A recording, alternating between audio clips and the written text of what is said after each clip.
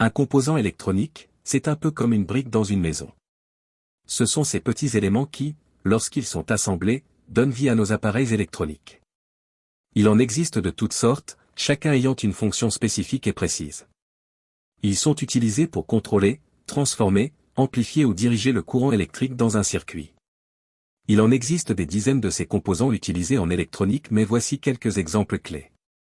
La résistance, sa fonction principale est de limiter et réguler la quantité de courant qui traverse d'autres composants dans un circuit. Sans elle, ces composants pourraient être endommagés. La LED, ou diode électroluminescente, c'est une source de lumière qui brille lorsqu'un courant électrique passe à travers elle.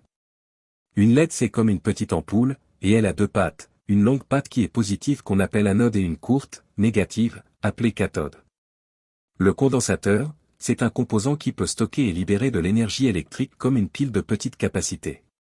Il existe plusieurs types de condensateurs dont ceux qui sont polarisés qui ont une patte positive, plus, et une autre négative, moins, et des condensateurs non polarisés qui n'ont pas cette exigence.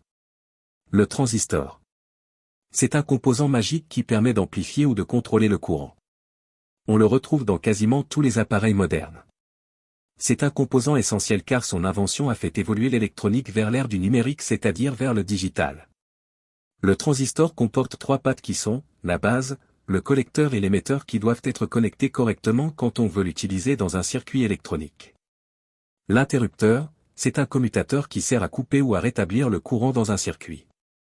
Le bouton poussoir est un exemple d'interrupteur qui fonctionne en exerçant une certaine pression sur celui-ci. Nous l'utiliserons beaucoup dans nos projets à venir. La batterie, elle est la source d'énergie dans un circuit. Tout appareil électronique a besoin d'une source d'électricité pour fonctionner. Par exemple, dans un téléphone, c'est une batterie de 3,7 volts qui est utilisée comme alimentation et que l'on charge régulièrement. En utilisant ces composants, vous pouvez construire des circuits électroniques pour effectuer des tâches telles que allumer ou éteindre une ampoule, contrôler la vitesse d'un moteur, détecter les mouvements et beaucoup plus. Ces composants sont comme les pièces d'un puzzle, une fois assemblés, ils permettent de créer des circuits incroyables, comme dans nos téléphones ou les jouets électroniques. Dans notre prochaine vidéo, nous allons définir ce qu'est un circuit, et vous aider à en créer un vous aussi facilement. Ça sera une vidéo passionnante, donc restez branchés à notre chaîne, et abonnez-vous, pour ne rien rater. N'oubliez pas d'appuyer sur le bouton j'aime, pour nous encourager. À la prochaine.